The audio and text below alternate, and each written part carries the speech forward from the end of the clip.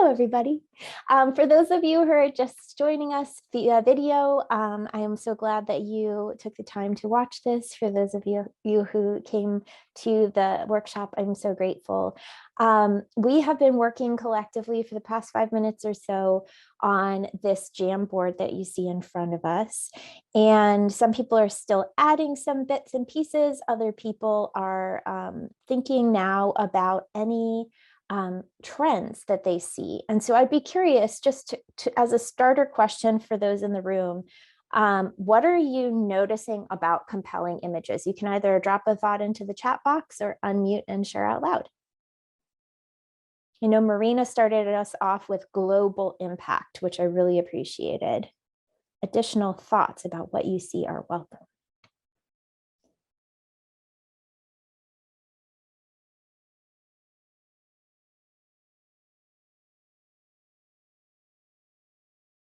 Ooh, idea that they raise questions.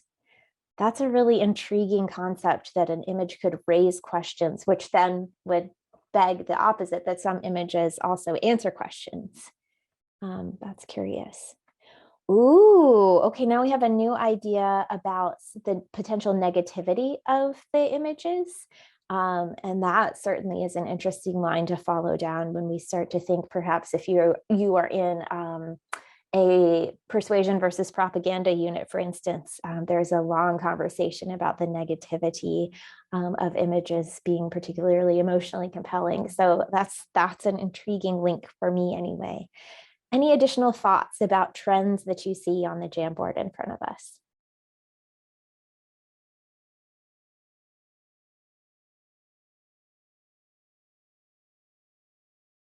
Okay, this is all good. What I'm going to do is switch over so that we can move through my little Google slide deck. Preview, friends. An additional note in the chat box just came through. Some may make us question our values. Indeed, I agree. So then we get into this uncomfortable place with some images about what is it that I value and why that. That definitely gets our brains going. Okay, so we are doing this head and heart. What we're going to be doing together is looking at works from the Smithsonian American Art Museum's collection that were recently up in an exhibition called Printing the Revolution, The Rise and Impact of Chicano Graphics, 1965 to now. So this exhibition is no longer up at SAM, but there is a ton of supporting documentation and resources online. So even if you can't come and see it any longer, there's a lot still to be learned. So if you were able to go into our galleries, this is what you would have seen. And what I think is so amazing to me about it is that the space is just very visibly vibrant. It was a really clearly effortful endeavor to make the space lively, conversational. It's definitely less staid and sort of contemplative than some of the other spaces in the museum. And what I started to do was think, thanks to the curators, about the title itself. So Chicano, which you may know already, is a reclaimed name. So it's a reclaimed identity. Originally, it was a put down for somebody of Mexican descent living in the US. And then it was reclaimed and turned into an identifier of pride. So one wouldn't necessarily call, one wouldn't call a person of Mexican descent living in Mexico a Chicano, but rather that is a person of Mexican descent living in the US. So it's an identifier.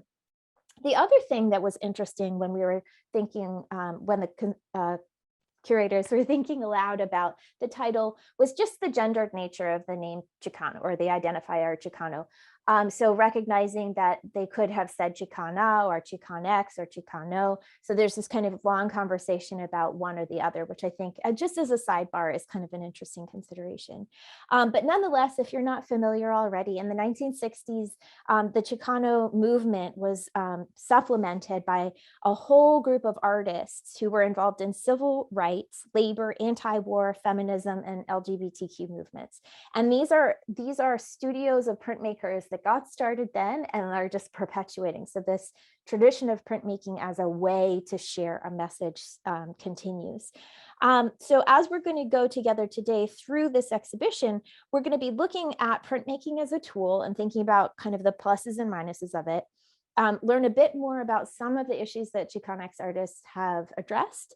And then I'm going to flip this all over to you guys, and you're going to spend some time in breakout rooms figuring out, okay, so what did we just learn about communicating visually? And how could we encode all of that learning? So if we've just decoded a bunch of stuff, let's encode it. And then you're going to share with us. I'm not going to give you enough time to make a masterpiece, so please already let go of the idea that it's going to be perfect. It's rather just a learning experience. I did want to share with you the exhibition trailer, just so that you get a little bit more of a flavor for this particular exhibition. And as we watch it, my invitation to you is to just catch keywords and phrases as they go by and put them into the chat box. And that way we'll have kind of a running document of the things that we heard, because sometimes things fly by so quickly. So hopefully I've done this in such a way that you can hear. If you are not able to hear, please just flag me, either unmute or drop a note in the chat box. Yeah, but the show really continues to the present day, 1965. Oh, sorry guys. Here we go. Printing the Revolution, the Rise and Impact of Chicanographics, 1965 to now, is an exhibition that documents and explores the explosion of graphic arts among Chicano artists starting in the Civil Rights era. This exhibition features the best of Chicano art history. Sun Mad by Esther Hernandez, You Are Not a Minority by Mario Toledo, Cesen Deportación by Rupert Garcia, Yo Soy Chicano by Malaki Montoya. But the show really continues to the present day because this graphic movement that emerged during the Civil Rights era is still thriving among artists working today. One of the most important concepts, I think, for this exhibition is one of engagement. Many artists define themselves as activists that use their own creativity to support and raise visibility for social justice in the United States. For example, there were several artists that supported the efforts of Cesar Chavez and Dolores Huerta to organize farm workers. The 1960s and 70s were a transformative moment in American culture, and the Mexican-American community responded to really the example of the African-American civil rights movement and started to define what civil rights meant to them, what it meant to be a person of Mexican descent in the United States. Many artists were interested in investigating aspects of Chicano culture and defining that culture really for the first time, you know, in a very public kind of way. In 1970, Ruben Salazar famously wrote, "A Chicano is a Mexican-American with a non-Anglo image of himself." When Ruben Salazar defined what it was to be Chicano, it was at a very specific moment where people were really reclaiming and embracing their identities. They no longer were accepting of being marginalized communities. They have continued since then to constantly fight this battle of being interpreted as less than. Looking back at Salazar's definition, we've really gone. I don't know why that just happened, but I think we get the point. So my friends, if you haven't yet added a note in the chat, please feel free. My invitation is on the screen, which is, what were some of the aims of the Chicano movement based on what you heard? And feel free to either add something to the chat or unmute and share a thought out loud. And also, if you're already familiar with this movement, your knowledge and expertise is welcome here. So please fill in something that seems to be missing. Excuse me. Ooh, the chat box. It's blowing up. Reclaiming identity, I love. Being seen for all of who they are. Thank you. Exposure, identity. Excuse me. Love all of that. I also heard, here's Dan. Educate, raise awareness, instill pride, and create change. Heritage. Jen is making the note that she didn't know about this movement, and I didn't really either before this show, which I think is a really interesting void, perhaps, in my knowledge. So then when we start to like link back, if we zoom back through all these little notes that we took in the chat box, we have ideas of engagement, activism, and social justice, civil rights, all of these different things. So in addition to claiming space and identity and heritage, there's also this effort, this general movement. Marina's making the note of generations. So, right, if this started in 65 and it's going on today, there are generations of artists, of activists, of politicians and speakers, and all these people who are continuing the effort to leave a legacy, as Angel says. Okay, so then printmaker Sonia Romero said, printmaking was developed so that messages, be they religious, political, or informative, could be spread among the largest amount of people for the least amount of cost. The main asset of printmaking is that it makes multiples. So it's important to think about the reality, right? So we know that there are fine artists of all different backgrounds, wherein they may toil away in a studio for 2 years to create a single masterpiece.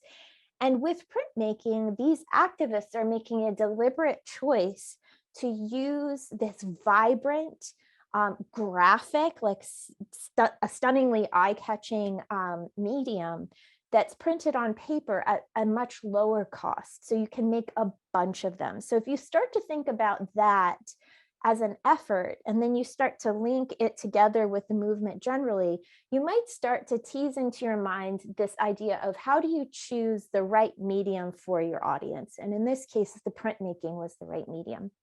So you already saw this image in the trailer, but we're going to spend some time with it. Yeah. Apparently. But the show really. Hold on. Here we go. We are going to do an adaptation of a perhaps familiar thinking routine. So we're going to do see, feel, think, connect. And C just starts with an inventory. You probably all already know this. My invitation to you is to try to see 5 things you can point to and make a list of them, and then press return or enter in the chat box. So 5 things in the chat box that you can see. And by that I mean, of course, things that you could actually point to.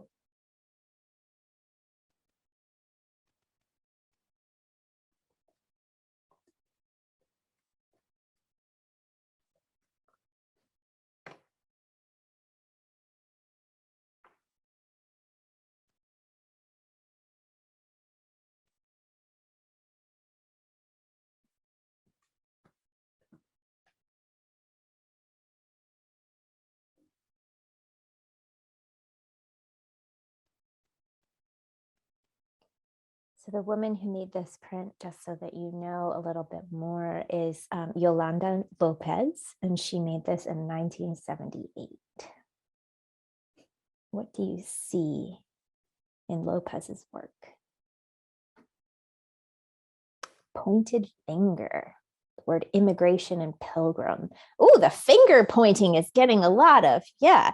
Native symbols. Uncle Sam. Ooh, Emily, would you be willing to unmute and tell me a little more about that connection you just made?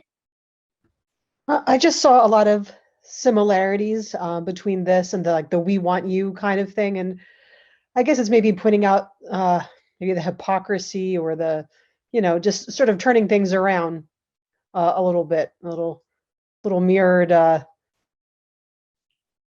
don't know if it's not just mocking Uncle Sam. It's sort of flipping the page or turning the stage, I guess you'd say. Ooh, love it. Okay, and Gloria is double checking that idea, but then also adding the connection to a John Wayne movie quote. So there's a bunch of different references here, and then she's adding that this is probably an Aztec male.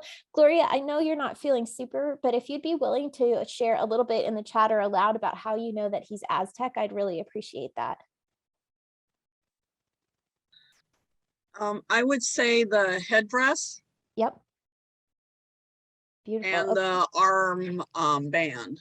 Ah, okay. So thank you. So the headdress and the armband, now he has a very specific point of origin or tradition or root that he's growing out of. Jen, you're saying anger, frustration, and unfairness. How can you tell me that you see that? What do you see that makes you say that? Fallon is saying clenched teeth. Okay, I'll take that. Yeah, his expression, Yeah. The way his nonverbal communication, the way he's pointing, Yeah. very like specifically, his eyebrows, the wrinkle, just Yeah. like the seriousness, he just seems very, very, very angry and upset. Yeah. And it's amazing you can get all that just from this simple image. Yeah, it's not, I mean, like, it is black and red ink on white paper. Yep. There's not a huge value range here. If we were going to analyze this for art pieces, or elements and principles, it's a spare picture, but it is very evocative. It says a lot. It does. And people are noticing the use of capital letters, that these documents are kind of crushed in his hands. People are noticing the flared nostrils, all of these little details, right? And then also that he's shirtless, or appears to be anyway. And so these things, there's a feeling that goes with them. So what is it? What's the feeling?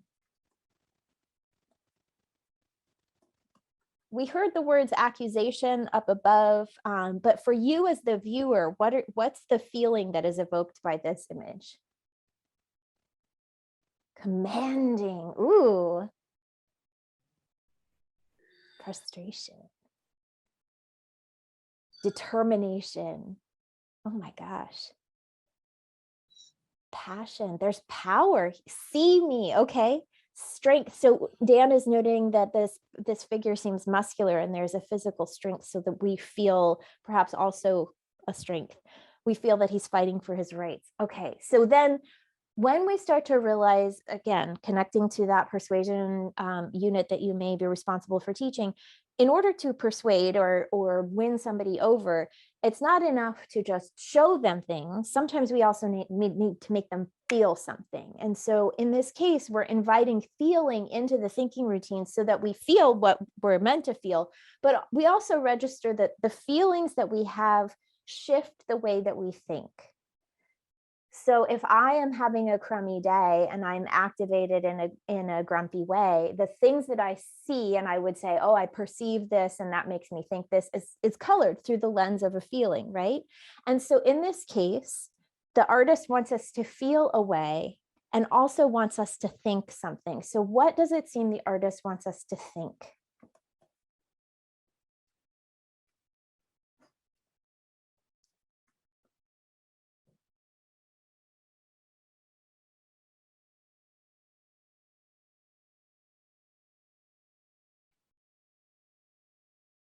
Misdirected policies. We're meant to think of their perspective. Action must be taken for a change. There's no way I agree with this plan, says Kelly. Love. Okay. And I love that you've even put in the exclamation point in the chat box. So there's, not only are we meant to do something, but also feel like this oomph, right? To go out to question the truth, to ask this question, who is the illegal alien pilgrim? Like there's a lot of pop here, right? In this case, Lopez conceived this poster while working on a campaign in response to Jimmy Carter's immigration plan. And she did, just as you guessed, want us to think of the 1916 flag recruiting poster. But as I think it was Emily said, she's kind of flipped the script on this. She's turned it around. So we could spend a lot of time going back and forth between what are the signifiers of identity in each poster? How does the text mirror one another? But just to give you a teeny smidge of additional information, if you're not familiar with this immigration plan, in 1977, Carter asked Congress to make it illegal to hire undocumented aliens. And he also increased the enforcement of the Fair Labor Standards Act, among other things. So there's this there's an effort going on to contain or restrain or whatever people's rights. And then Lopez is saying pilgrim, right?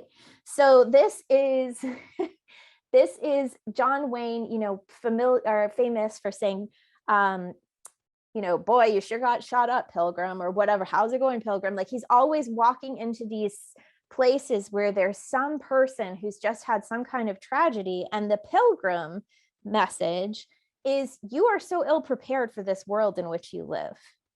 So when Lopez starts to link these many different connections together, she's exciting different ways of thinking in our mind. And she's also gathering layers of meaning and stacking them up, which I think is really brilliant. So Sonia Romero, again, a Chicana printmaker, says popular culture icons bring people together, creating a feeling of community and commonality. By using a popular icon in one's artwork, you have automatic access to a wealth of emotion and history. On the negative side, these commonly used images can flatten or create caricatures out of a culture. I think it's important to assess the origins and meanings that are associated with images before you decide to use them in your artwork. So here's our first artwork, and we've done our See, Feel, Think, Connect. We're going to do this with one more artwork, which is quite different, I think. And then we're going to see what happens when we put them together. So let's get going on our next one. Very different artwork, very different composition. And this time we're going to move a little bit more quickly because you already know where we're going. We're going to do See, Feel, Think, and Connect. So what are 5 things that you see? And in this case, this may feel a little bit harder because you might say, I only see 3 things, but see if you can stretch your brain.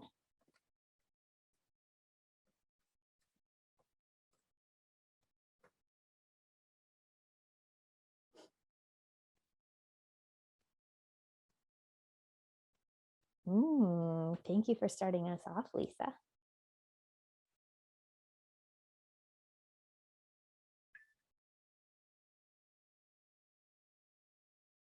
Fallon.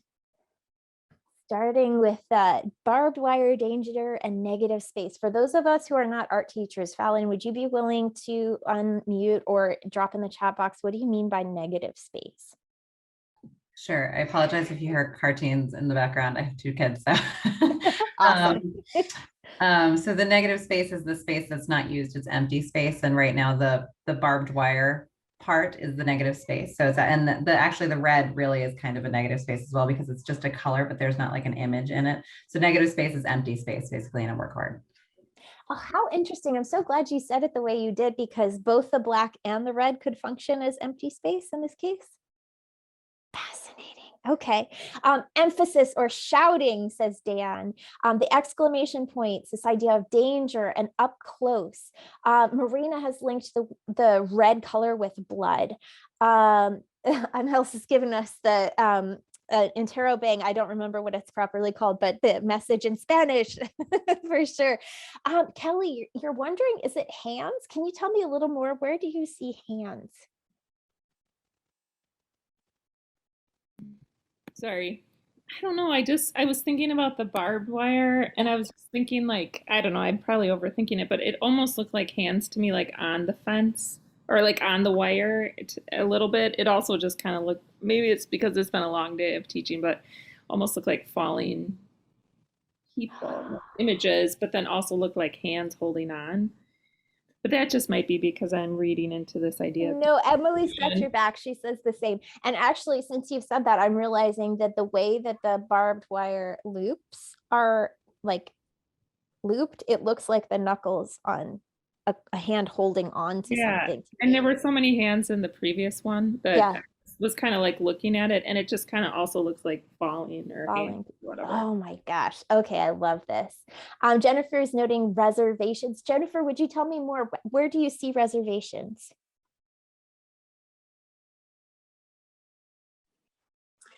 I don't know, just the barbed wire remind me of being enclosed. So reservations in that sense, I know that that's not totally connected, but it just made that either reservations or like concentration camps, just being just confined. Beautiful, thank you. And this is really important, right? So the artist chose to eliminate or only present 3 strands of barbed wire. It is 3 colors on a white sheet. But already Jennifer and some other folks' minds have gone to people falling and being confined and being separated. And there's obviously something that we're being invited to feel by such a simple image. And so let's just do that. What are you feeling?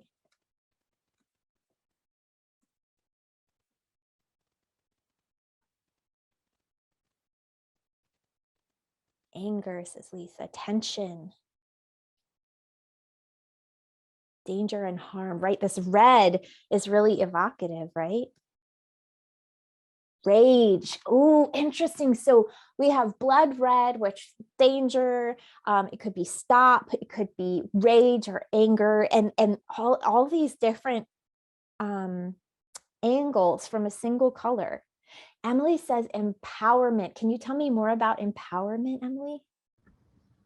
It seems a little contradictory because there's a lot of that imprisonment feeling, which is Yes. not empowerment. But I feel like I think maybe with the yellow and the exclamation point, it's sort of like the break free kind of message, which I think sort of looks like seems to be empowering. Yeah. And now speaking of threes, I see like the doing it together sort of thing. Okay, thank you. So that's really interesting. As I spend more time looking at this, I'm realizing that my eye does get drawn over and over again to the bold print at the top. So while there's this really graphic, hard-edged image with these 3 lines, which theoretically my eye should just move like left or right and off to somewhere else, but instead the way it's been composed, I go over and over and over again to the message at the top right. So I could see how you got empowerment there. So then what are we meant to think? And here's where our Spanish speakers are our bestest friends.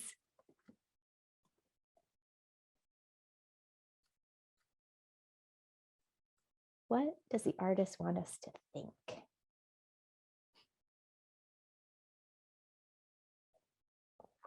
And Jolene and Kathleen, I'm so glad that you just joined us.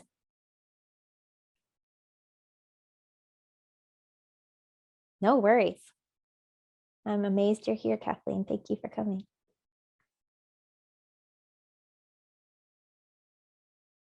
Be aware.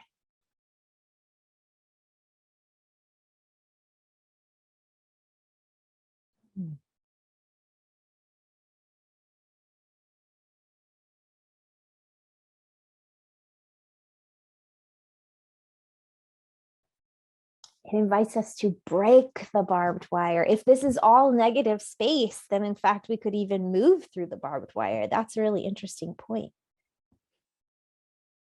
This is an emergency.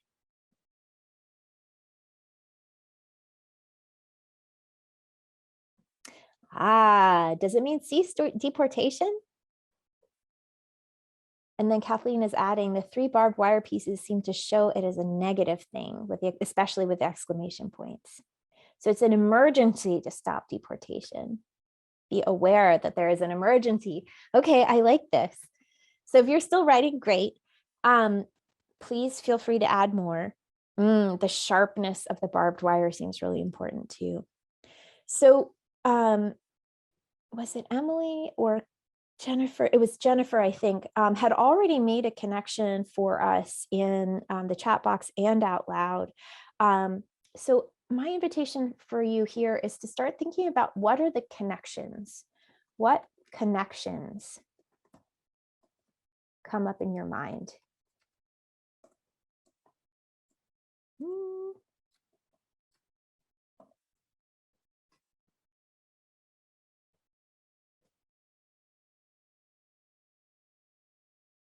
So Kathleen and Jolene, when we were looking at our last work, we had a very direct connection where the artist was making a reference to the Montgomery flag 1916 Uncle Sam portrait or poster. And in this case, we don't have as direct visual connection. So the invitation then becomes, what are the connotations or connections that we bring up for ourselves? I think, in fact, about like the red and black being iconic colors of the farm workers movement. So there's a direct reference there for me. But I see that there's also the red of stop, a common purpose, life is fragile, tied together in a common cause. Detention, imprisonment, and enclosure being connotations of the barbed wire. The black barbed wire might be nighttime, and the red is blood. Achtung, so attention, I think that is, significance of freedoms and liberties, treated unfairly. So I'm really amazed by how many exclamation points are coming into our chat box. And Anhals has just added that this looks like a flag. So it is interesting to consider that the artist chose this particular dimension, right? It could have been a longer rectangle or a taller rectangle or a square, but instead chose this particular dimension and then put these horizontal lines across it. And so this brings up connotations in the mind. So Rupert Garcia is the artist who made this. He's made this really clear call to action, right? He says, stop deportation. Something that when one looks back through the work of Chicano artists, one might see that since the 1960s, they've used barbed wire imagery very deliberately to question the negative perception of undocumented immigrants. And partly what they're doing is referring to, hey, do you remember how Japanese Americans were incarcerated during World War II? Hey, do you remember how people were put into concentration camps in Europe? This barbed wire was separating the braceros during World War II and after, like on their farms and places that they couldn't go. And so this barbed wire became a really charged image for people in the movement. Fallon's adding, I think both works ask the same question, who is the immigrant and why? And the question of who is illegal. Thank you. So just as another note, the artist reissued this print in 2011, specifically amid criticism of the Obama administration for its high record of deportation. So these images are durational. There's a generation of elders who made works that remain relevant, and youth or the younger generation of artists who are making new works, and those all become in conversation. And we can see that happening in the next slide, where we see our two friends that we've already spent time with, and this new one, which was printed in 2015 by Ernesto Montejano and Shepard Fairey, who you may be familiar with, he did like the giant poster, Hope with Obama's head, other things that you're probably familiar with. So here I'm going to ask you to just look at these three and like check in with yourself about your response to each of these images.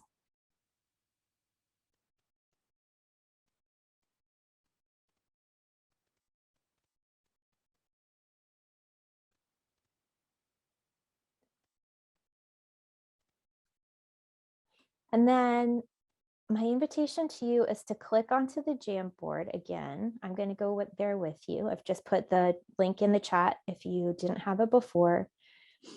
And we're going to go to tile 2, which should look like this. And my invitation to you is to grab one of the thumbnails at the bottom and move it. So does this one appeal most to my head or my heart? I would put it on the slider, and then I'd grab another one and think, does it make me want to sit and contemplate, or does it make me want to get up and do something? And so we're just going to vote, moving thumbnails along the sliders.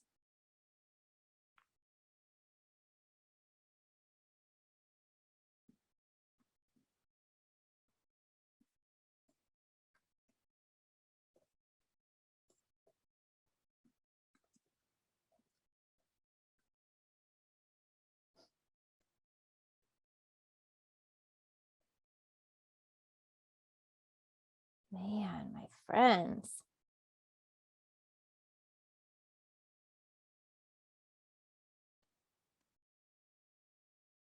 It's so interesting to me to see how this plays out.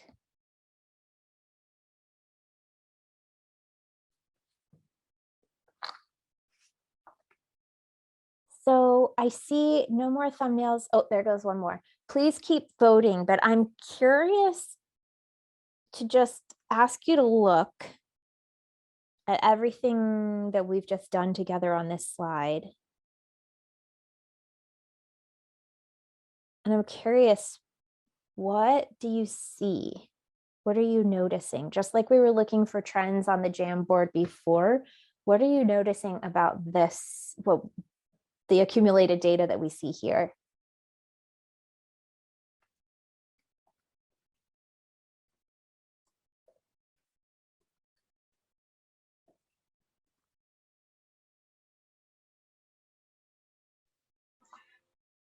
Can I ask a question? Yeah, jump in. Yeah, so I think I'm perplexed by head and heart at the top because, you know, in terms of the first two images we looked at, would heart be like the passionate outrage you feel, or would that be head? You know, I think it's debatable where rage lives. Is it in your heart or is it in your head? Or Yeah, you know, motivation to act, is that intellectual or is that in your gut? I love that.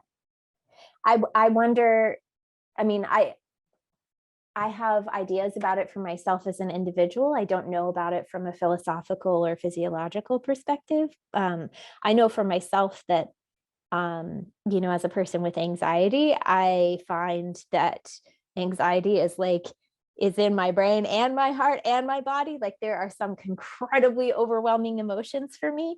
There are other things that I see, like if you plugged a bar graph in front of me, I would probably be like, all right, cool. Like I could just look at that for a while and not have like that whole body response. But if you plugged a bar graph in front of me that was like about melting glaciers and showed me a melting glacier on the same bar graph, I'd probably have a very different response that would be, to me, a more full body, like anxious response. But that's just me. I'm curious to know about anybody else. Because this is not all about me for sure. Lisa says for her, the image of the young child stirs a greater reaction. Lisa, would you be willing to weigh in on this head versus heart debate? What do you think? Yes, I mean, I think of that Elian Gonzalez, the young boy who was he was from Cuba, but I think young children. I think that's the future. People tend to react more than, and certainly it's not to say we didn't have a reaction to the seemingly older figure in the first poster who's illegal now. But I think young children seems to pull at your heartstrings a little more and force you to react more quickly. Thank you. Thanks. Jen in the chat is saying that the child also stirs a lot of emotion for her. Any additional voices, please jump in. I'd love to know what you think. I also felt like the words on the "not one more" got to me because it shows that it's, accumulating, not one more, that's just racking up, Thank you. So a sense of weight, a sense of youth, and accumulation seem to be like, this is getting too big and we really need to do something about this now. Okay. So we have just spent time making sense of images. We were invited in the start to think about compelling images. We looked at some potentially compelling images and started to take them apart. Thanks for Marina for being here. And started to think about what makes it appeal to head versus heart, what makes us want to sit with it versus get up and go.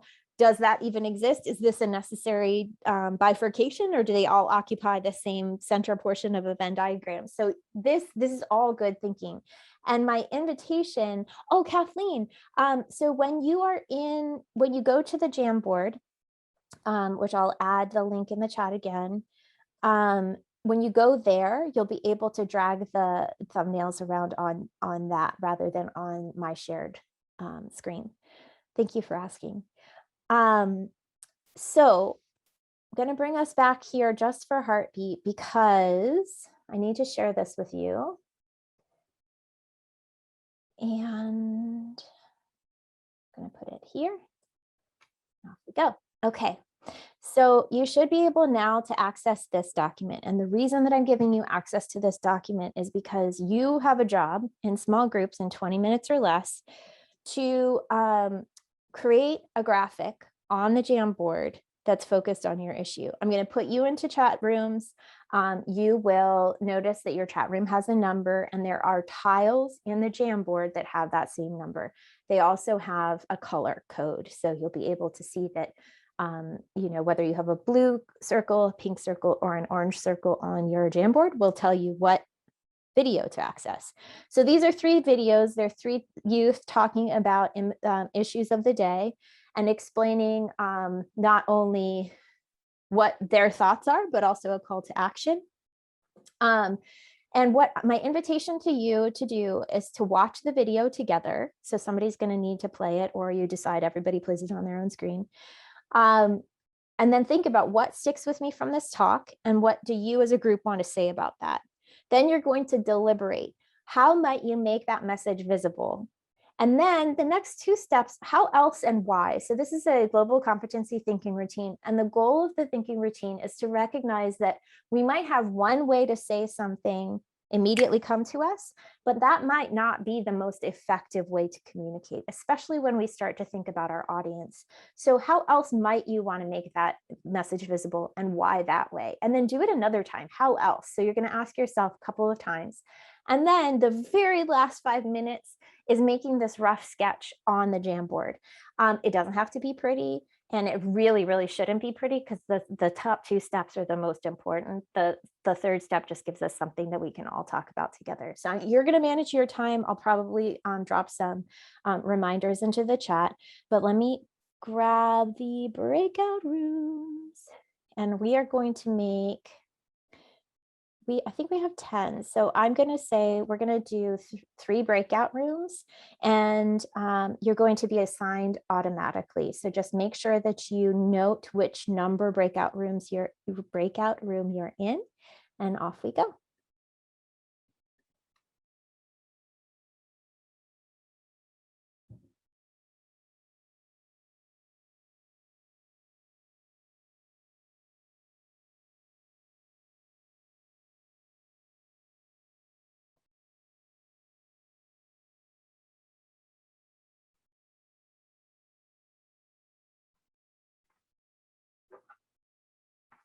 And Jennifer, give me a yell if you'd like me to move you. I think I can do that.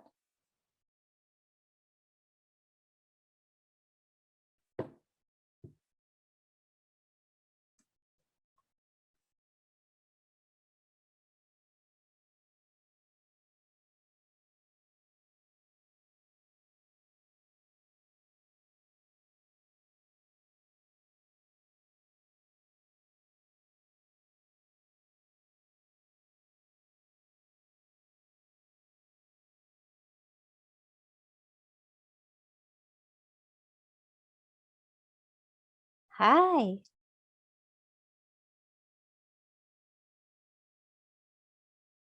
Welcome back. Hey, Dan.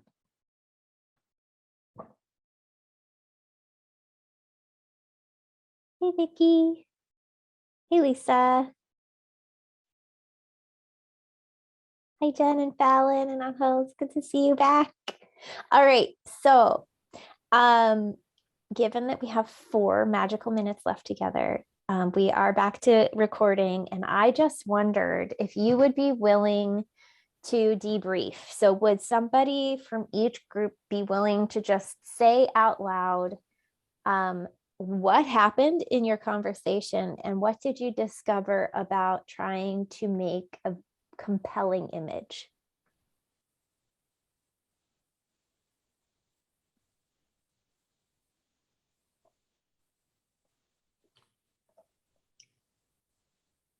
Elizabeth, are you going to call on us individually? Jump in. You've volunteered yourself, Lisa. What happened? What did you Well, discover?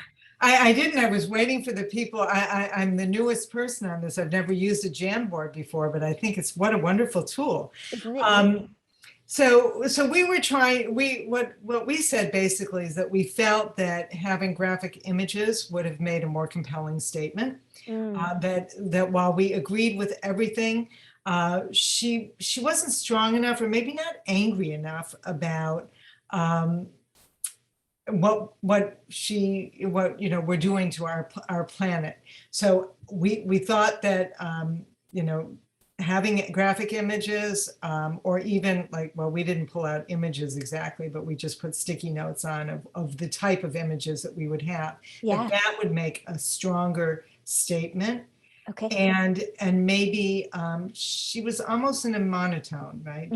There wasn't a sense of urgency that we were wanting from her. But clearly she had a lot of great ideas about ways in which we could save energy, and some of what we've put here. Yeah.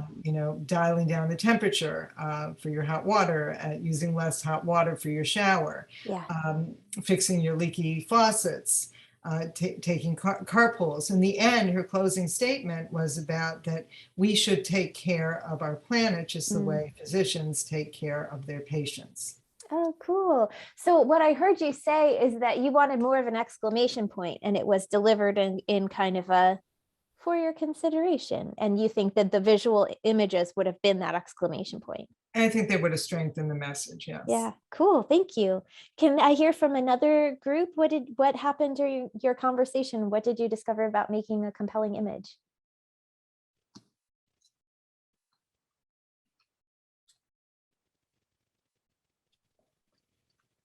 Kathleen, do you want me to talk, or do you want to talk? Or Vicky? Go. I wasn't, well, all of us can put our input in, but I think we had a little bit of a disagreement about positive versus negative images. Yeah. And what would work best to, I like the idea of positive images because it gives people suggestions about what they can do in their everyday life that is not going to, a lot of people wonder, well, what can I do? Yeah. But negative images, one of our group members said, make a big impact on people because it shocks them, that shock value.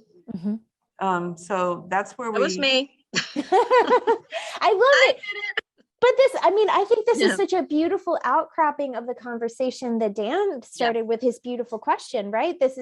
It's sort of like, there are so many ways to appeal to people. Yeah. What is the most effective one in which instance? And is there a cost to communicating in one way versus another? I think this is beautiful. I would love to hear more about it, but I just want to respect that we have 1 minute left of our time. So if you'd like to stay after, I'd love to hear more. For our last group, would you be willing to share just one thing that you discovered?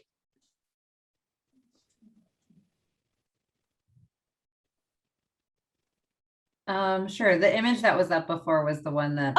Wrong way. Sorry. No, that's okay.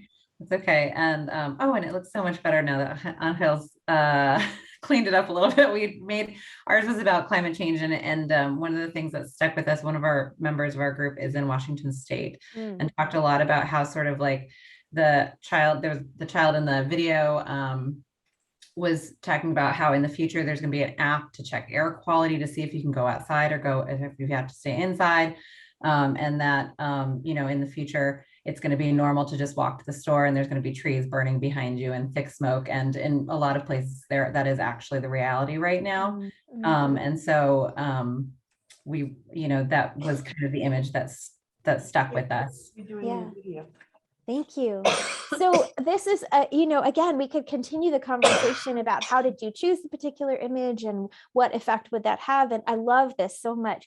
What I want to do is just make sure that I share with you that our intention was to uncover something about compelling images, start to think about how we could use this with our students to kind of invite them into conversations. And also my subtext in ending with these MICFA challenge videos is the invitation to think about your students as active participants in their world, and how do we use the classroom content and the ways that we digest big ideas to empower their voices. If this was valuable to you, we do have a teaching poster set that's available on the website, and since you all have access to this Google slide deck, you'll be able to get the links there, or just go to our website.